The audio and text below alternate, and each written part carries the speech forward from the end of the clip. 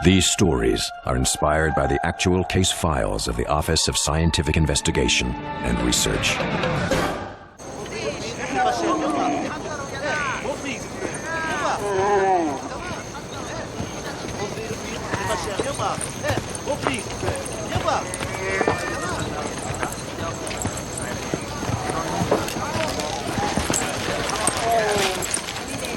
Haran, I want you and Gina to deliver this load to the warehouse. I want the cleaning and cataloging to start tomorrow. Gotcha, boss. Frederick, sir, any special instructions? Just one. Drive very carefully. And hurry back for dinner. We all deserve to celebrate.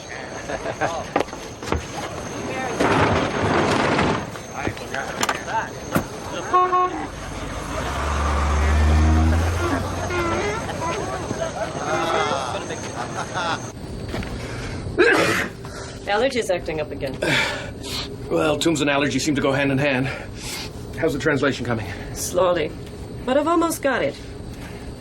What about this part? That section's gonna take a while.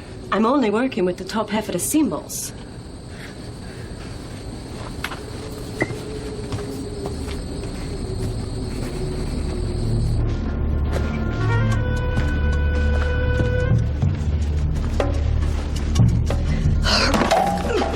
Diana, you okay? Yeah, I'm just worn out, I guess. Oh, this heat is unbearable. Here. Thanks.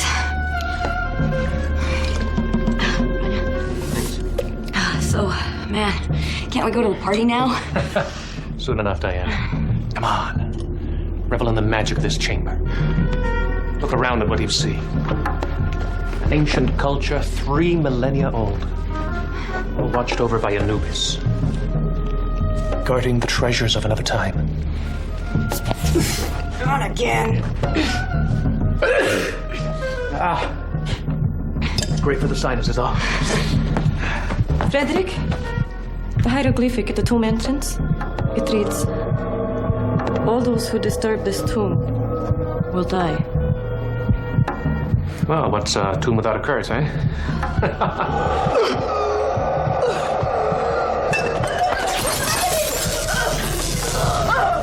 Help, Bronca! Let's get them out of here!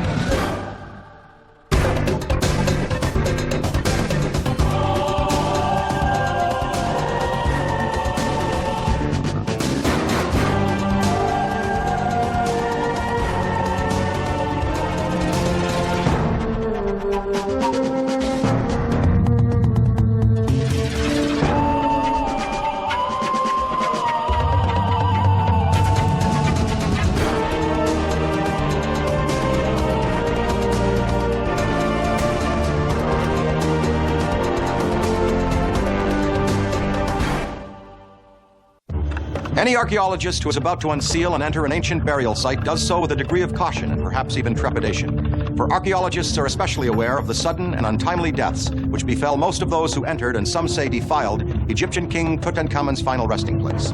These events are the basis for the legend of the curse of the mummy's tomb. Could the power of an ancient curse reach into the present? In case file 631136, the OSIR was compelled to consider this possibility.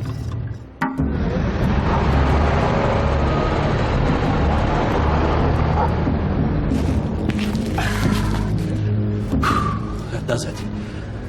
Not soon enough for me, thank you very much. Yes, we're done. What's with you today, Gina? You're too quiet. We have done wrong removing these artifacts. What do you mean done wrong? We're just doing our job. The gods will not be happy with this desecration of the tomb.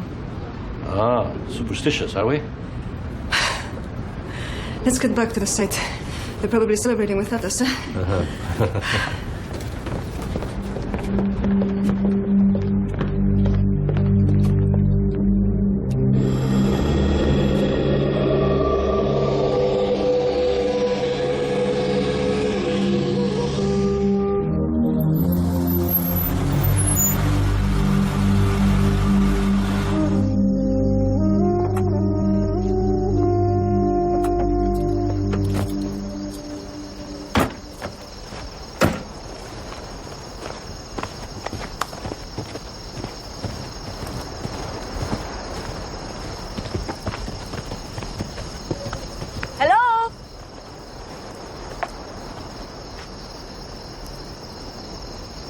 everyone?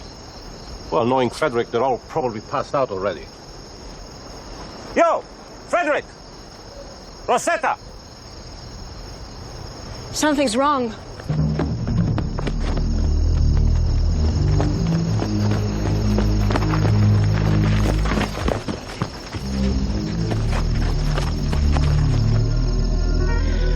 Oh no. Ranja! Diana! Are they? Dead. Professor Roberts? Frederick, are you in there?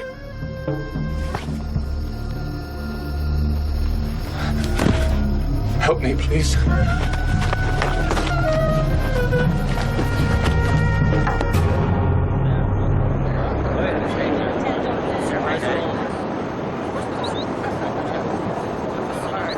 Initial log entry, case manager Connor Doyle. We've arrived at a dig site near Alexandria in Lower Egypt to continue investigation of the mysterious deaths connected with the excavation of a recently discovered tomb. The dig leader, Professor Frederick Roberts, remains in serious condition and is being monitored by our physicians. The mobile lab has been airlifted and is on site. The fact that all the deaths happened so suddenly and violently led me to believe it was some form of food poisoning. You know, Pharaoh's revenge. But the cause of death was massive parenchymal hemorrhaging, bleeding inside the brain itself. The brain tissue had also been ravaged in each of the victims. However, my autopsies could find no evidence of a virus, nor was there any hemorrhaging in other areas of the bodies. The case baffles me and my colleagues. We really appreciate your assistance in this investigation, both of you. Those tests you did, hypnosis and EP, Digitally enhanced polygraph and regressive hypnosis, yes. what did you learn? Well, the results are relative.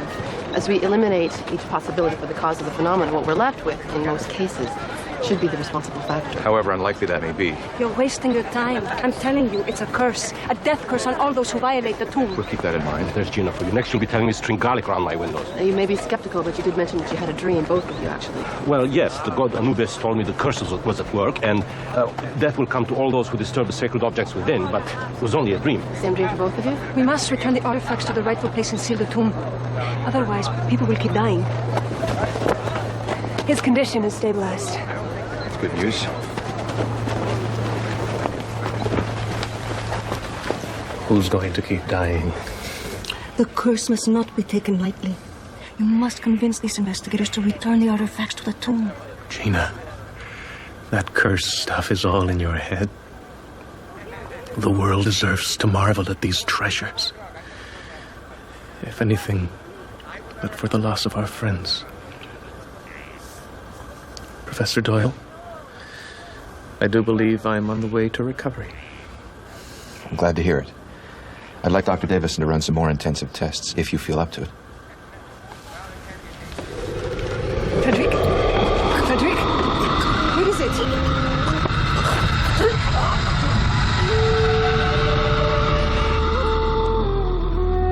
I don't understand. It's not possible. I'm sorry. He's dead? What's going on here? You must put a stop to this.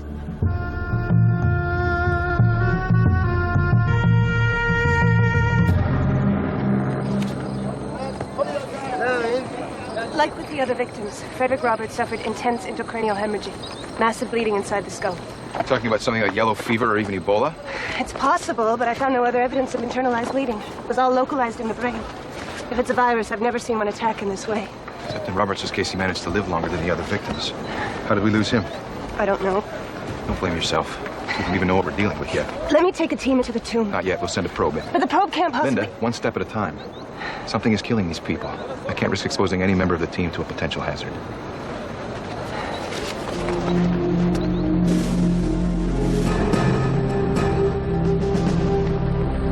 Doyle, we're ready when you are. Let's proceed.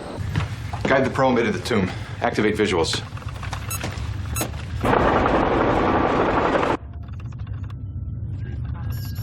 Yeah. I'm slowing down. Let's take a look around.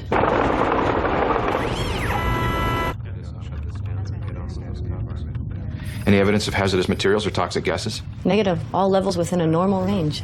The drawings appear to indicate the Middle Kingdom. They're consistent with the 11th or 12th dynasty. What's the time frame? Anywhere from 3,000 to 4,000 years old.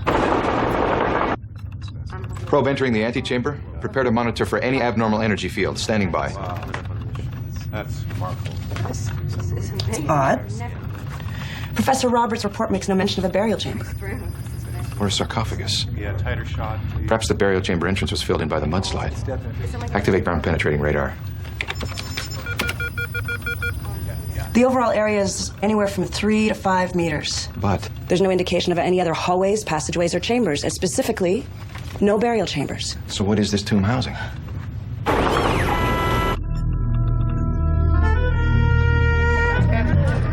So like I told you, we brought the artifacts in here and stored them inside. They were all standing by for the dig team to finish the cleaning process and initiate labeling and cataloging.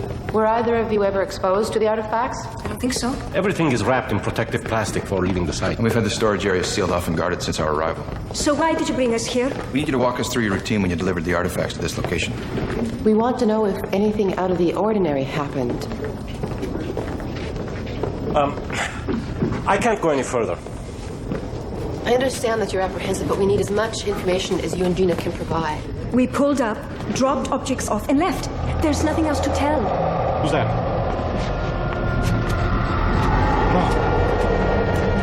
No! No! No! Anubis!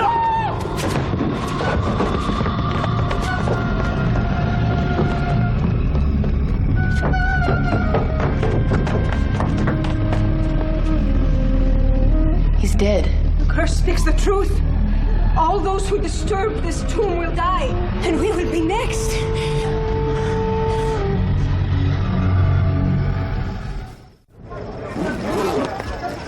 Case log update. While performing a routine walkthrough with 2 of the experiencers, this case suffered its 8th casualty, Ron Jamal. Dr. Linda Davison is conducting an autopsy on the victim. Results will be forwarded immediately. I'm currently working on the line under the deciphered death curse, but because of rock deterioration, it's been a real guessing game. Any idea what it might say? Well, this says shall not, and this could be within, and this I'm not certain about, but I'll keep trying different combinations and see what turns up. Can you explain the purpose of the tomb? Not at this time. But the fact that there was no reported mummy or sarcophagus is not that unusual. How's Gina holding up? Well, she's terrified, and understandably so. Every one of her co-workers has met with an untimely end, and She's absolutely convinced that she'll be the next to die. we should continue counseling her, but I'm concerned.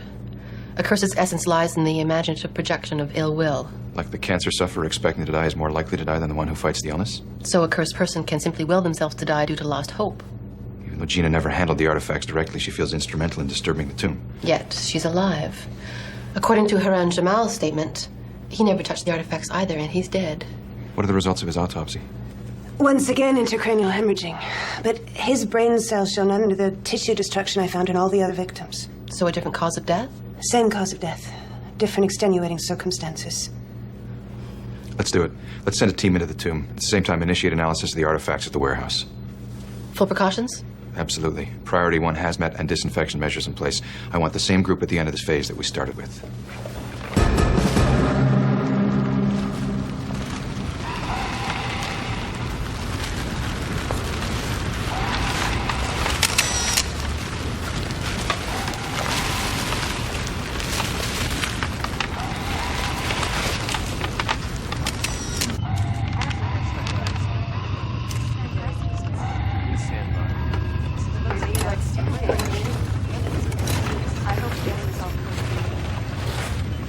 Donner, your environmental readings indicate no hazardous materials. Do you copy?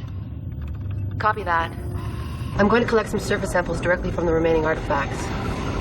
We'll seal them and deliver them for disinfection. Affirmative. Let's maintain monitoring for another hour, then reconvene at 2200 hours to begin analysis of the samples. I copy. Donner out.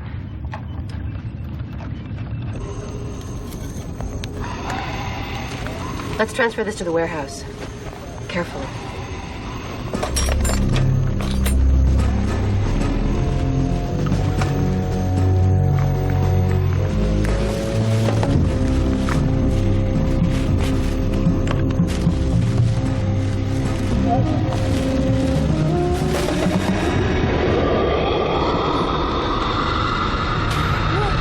No, Anubis, spare me! Gina, it's all right. It's me. dream again, weren't you? It is coming for me. Why does Anubis frighten you? He protects the domain of the dead. How else do you explain why everyone connected to this place has died? Gina, if you'll believe that there may be a rational explanation, then we can help you get through this.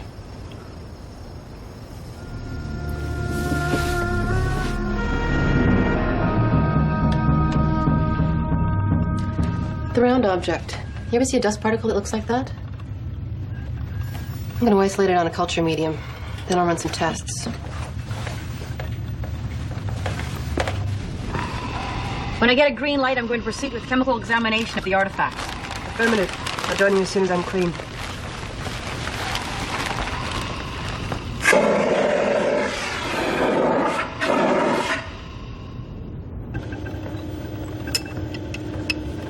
It's like a jigsaw puzzle with only half the picture to work from. Okay. This could only be one of 3 words. If it's released, we've got... Lies within, shall not, released. These 2 symbols are the key. Wait a minute. Could it be... I should have seen this hours ago. Released? Released what? Connor, I want you to have a look at an irregular dust sample I collected. Irregular? How do you mean? Well, the particle shape and texture are unique.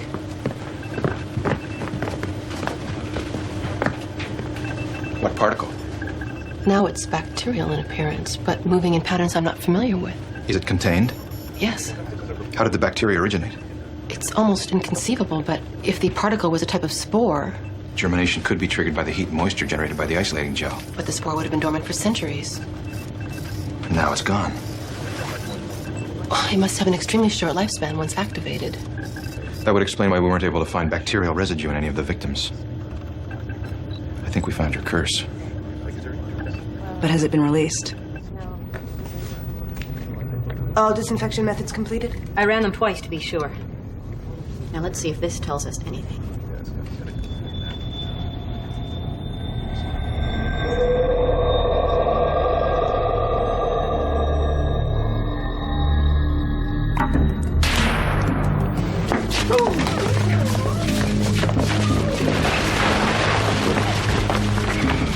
What is going on?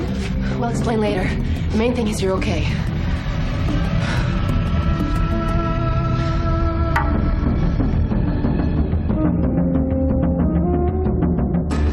Obviously, our disinfection methods failed. The spores most closely resemble the Clostridium genus, but of a strain I've never seen before. And once inhaled, they targeted the brain and became an active, extremely deadly form of bacteria. The tomb wasn't a burial chamber designed to keep grave robbers out, but a jail of sorts to keep the spores inside. But Ron, he never entered the tomb. How did he die of the same thing? Pure coincidence. I ran further tests and discovered he was taking warfarin. A form of rat poison. He had a heart condition. The warfarin acted as an anticoagulant to ward off strokes. A side effect is a proneness to extensive localized bleeding. Triggered when he fell and hit his head. What about Frederick? He had an allergy condition, meaning his nasal passages were more resistant to foreign particles. But that only delayed the inevitable. There was nothing I could do. I understand. Final case log entry. To date, all disinfection and eradication techniques have been unable to terminate the deadly spores. To prevent any further exposure to this unknown and extremely lethal spore-laden bacteria, I've had all the artifacts returned to the tomb and ordered it to be sealed behind a wall of concrete. Closing file number 631136. Connor Doyle, out. Some myths, like mushrooms, grow in darkness. It is only under the light of scientific scrutiny that we are able to separate superstitious and fantastic causes of fatalities from ones which are actually biophysical in nature. Curse or no curse, the message seems to be clear. Leave the dead to rest in their places of peace.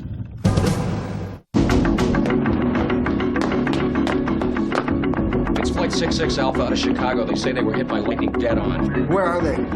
Coming out of the storm 20 miles to the northeast, 7,000 feet and dropping. I've got emergency vehicles standing by.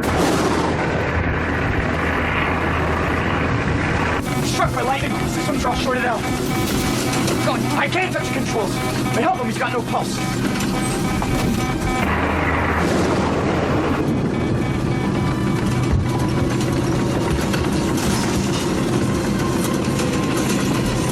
Flight 6 Alpha, come in.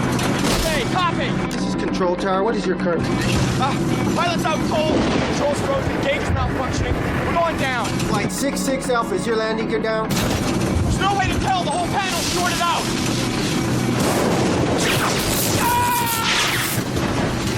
66 Alpha, come in. 66 Alpha, do you read? Come in. This is control tower. Do you read?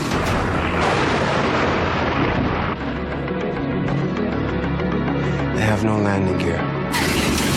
Nothing now. Put this on. Make sure his head stays back and blow when I tell you. Bill, you're on final.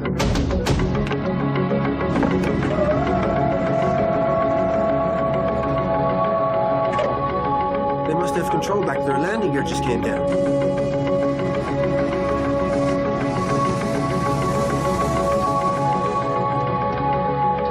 Still no radio contact. They're coming in pretty fast. Flight 66 Alpha, come in. Jarvis?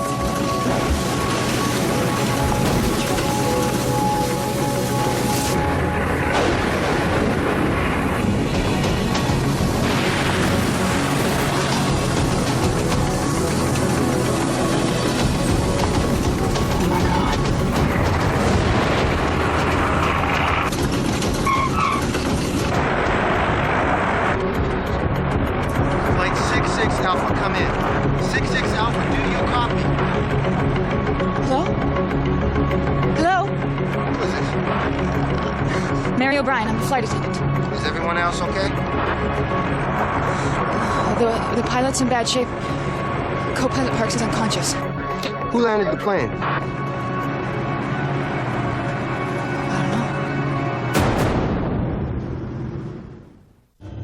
To some, a miracle may be an act of God. To others, it's ordinary people performing incredible feats in extraordinary situations.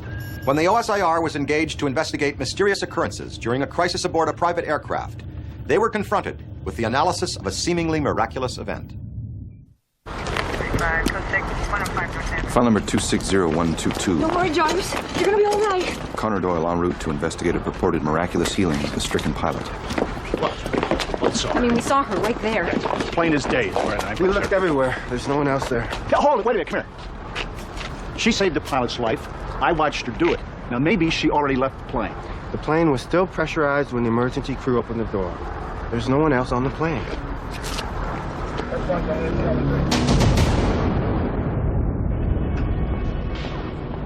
Preliminary interviews beginning with individuals who claim to have witnessed the event and to have experienced a technically impossible aircraft landing. Passengers suggest they may have been aided by a mysterious female entity.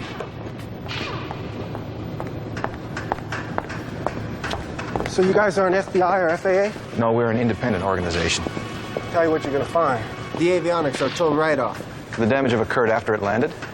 Co-pilot said all the systems went dead right after it got struck by lightning. Winkler? Electrical system definitely looks burnt out. I saw the landing gear come down, I saw the plane land. I'll tell you one thing. I've been in this business 15 years. There's no way in hell that baby should have come out of the sky in one piece.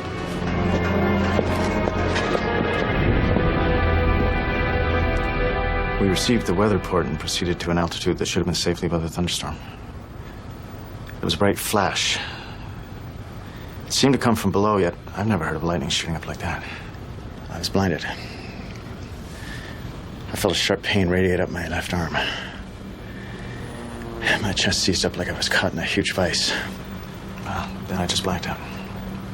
Well, you take microchips, people think they're magic. But really, they're just capacitors, transistors, resistors. Complex web of integrated circuits, but on a base level. Quite simple. Rational. Now, I don't know who she was. I don't know where she came from. I don't know where she went. But I did see her save that pilot's life. There is a rational explanation. I'm not a great flyer on a good day. I mean, it's just about the only part of the job that I don't like. But you fly all the time. What is it about flying that you don't like?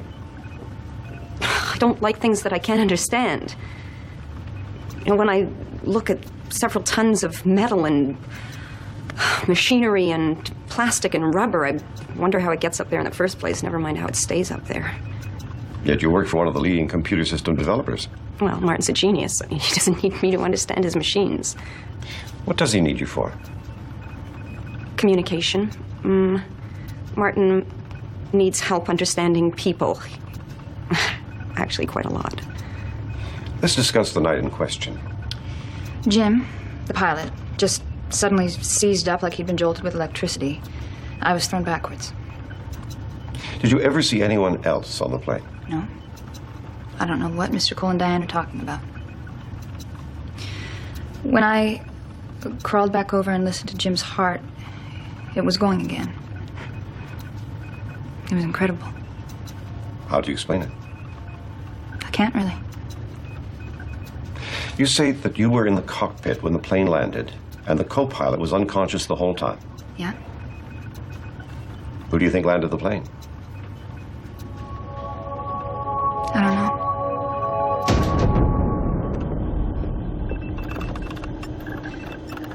It's dark. Jarvis keeps yelling for help. Can't find the flashlights. Help! The pilot's down! The intercom wasn't working, so he had to yell out through the door of the cockpit. What's happening? I don't hear the engines. What's wrong with the pilot? Why does it feel like we're dropping so fast? Because the engines are dead. Stay calm. Yeah. It's gonna crash. This thing's gonna crash. It's not breathing. Struck by lightning. Some girl shorted out. We're going. I can't touch the controls. But help him. He's got no pulse. We're in real trouble. Help me!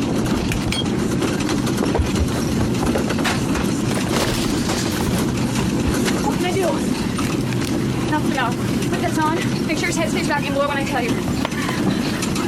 Blow!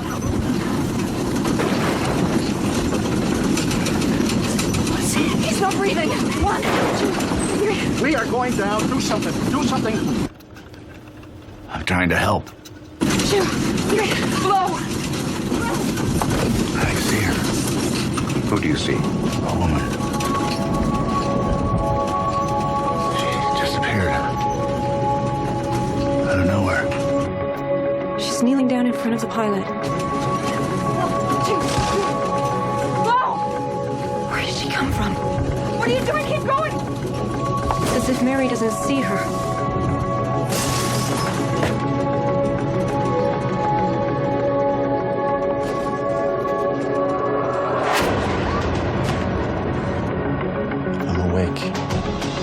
I open my eyes and I see her. Never seen her before. She smiles. Everything goes black again.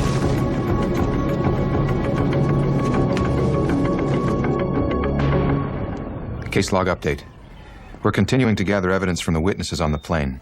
Co-pilot Jarvis Parks remains in a coma with severe internal damage, the result of high-voltage electrocution. Dr. Johnson to Station 6 West, please. Parks may well be the key to what actually happened up there that night.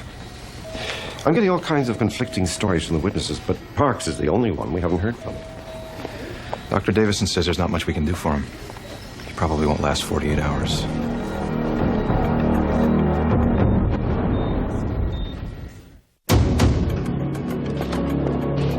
Case log update. Despite the doctor's best efforts, co-pilot Jarvis Parks' condition remains critical. We're proceeding to the environmental assessment phase, hoping it will clarify the conflicting witness testimony.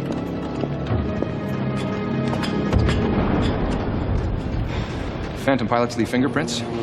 Circuitry in these damn things is so vulnerable, you'd think someone would figure out a better way to protect them. Don't these planes have redundant systems? I suppose they were lucky just the electrical systems went down. A direct strike could cause structural damage or even ignite fuel vapor. All things considered, I'd say lucky's a bit of an understatement. We've been struck by bright blue light. I can't see. Flight 66 Alpha, what happened? I'm regaining sight. Systems are down. Gauges not functioning. It was at that point that the radio transmission cut out, and the radio is currently non-operational. But Finn later talked with Mary O'Brien over the radio after the plane landed. Yes, can't explain it. What are we looking at up there? This is 2 new class of lightning phenomena that's recently been documented. Both happen above cloud cover and are extremely rare. On the left is the red sprite, and on the right, the blue jet. It's possible that the co-pilot was describing the latter. It appears as a cone of blue light bursting upwards at tremendous speeds. If the plane was hit by one of these types of lightning, could it have landed safely? Not with the electrical circuitry destroyed. The landing system, well, nothing should have functioned. What about the reports of a sixth person on board, as the witnesses described, a fair-haired woman? Well, the cabin was pressurized when the plane landed. The ground crew did a thorough search. We don't know how she got off the plane, or for that matter, how she got on the plane. According to our historical background check on the area and the witnesses, this airfield used to be used as a military landing site during World War II. Only one plane has ever crashed here, 1945. It was a medical evacuation plane. It was apparently hit by lightning. Survivors? None. Well, you're the experts. You haven't found anything? Mr. Cole, all I said was that we hadn't been able to reach any conclusions yet.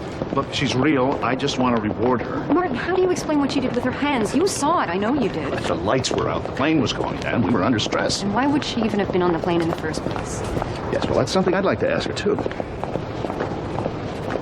He refuses to believe that it could have been something else. Like what? I was talking to Jim, the pilot, and we both think that it could have been... I don't know, it sounds so silly to say it out loud. Don't be shy. You'd be amazed at the things I've heard and seen. Yes, well, she is real, and she's out there somewhere. Find her.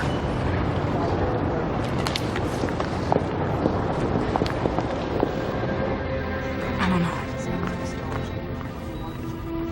Maybe she was there and I just didn't see her. Jarvis didn't land the plane. It couldn't have just happened.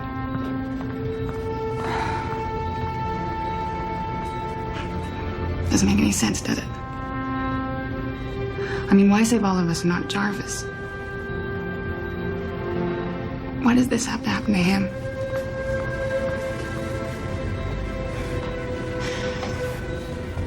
I can't seem to get a hold of myself.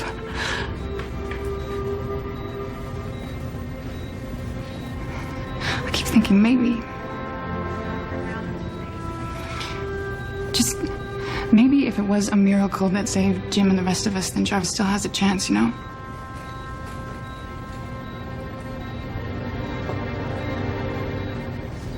Maybe all I have to do is believe.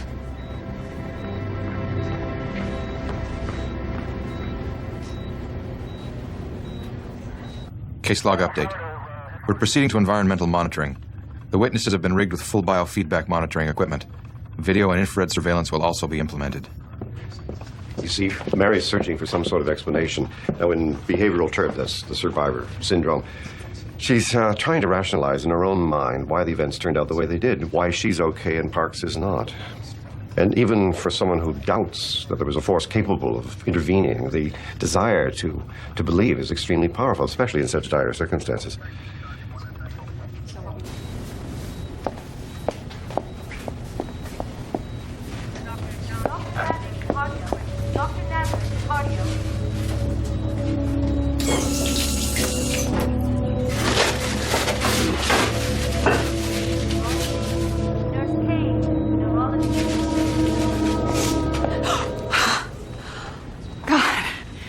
You scared me. I didn't hear you come in. He's doing much better now. He is? Her pulse appears to be rising rapidly. She appears to be talking to someone. But the doctor said he's gonna be just fine.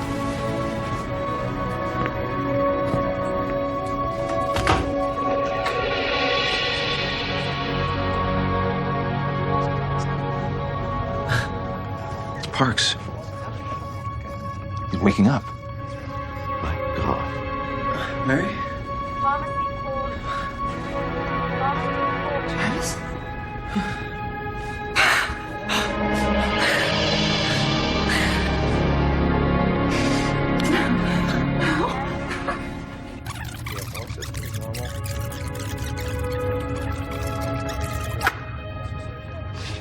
She's adamant. She saw a fair-haired nurse in that room. Security at the door saw no one enter or leave. Dr. Davison says Parks is making an unprecedented recovery. He's healing, for want of a better word, miraculously. I want a full psychological and physiological workup done on Parks. Maybe he can help us understand what really happened. Do something. We're going down.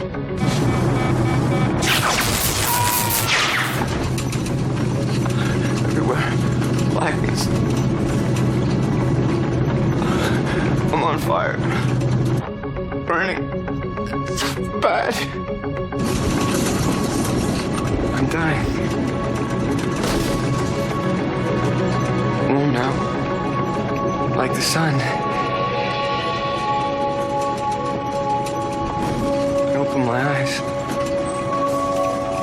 She's flying the plane. She smiles at me. We're landing. We're okay.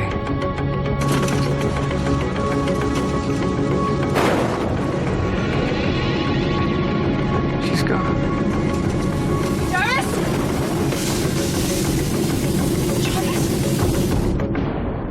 Parks has now made a full recovery. However, we've been unable to determine exactly how this occurred. Except for Martin Cole. All the witnesses believe they've been touched by some sort of divine intervention, which is a rational reaction considering that no valid explanation exists. But why do some people see this woman sometimes and not others? Hallucinations are not uncommon in frightening circumstances. The fact that they seem to share a single vision points to one person's power of suggestion.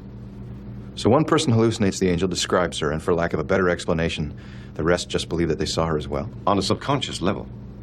Especially if that person is someone like Martin Cole. Oh, no, wait a minute. Martin Cole dreams up the angel and then doesn't believe in his own invention?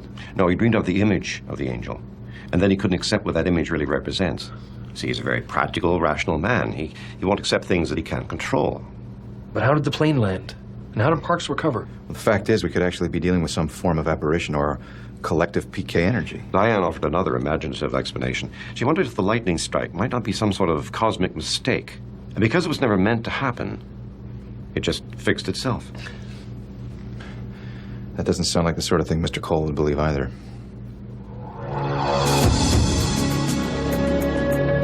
Final case log. We're wrapping up the investigation after 3 months of intensive monitoring. No evidence to explain the amazing events was collected. No further sightings of the mysterious woman were reported. What are you working on?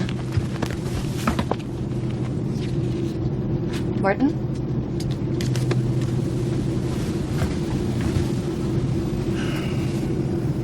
Who are they? The OSIR emailed me a file with pictures of those people that died in that medical evac plane that crashed at Ridgefield. In 1945.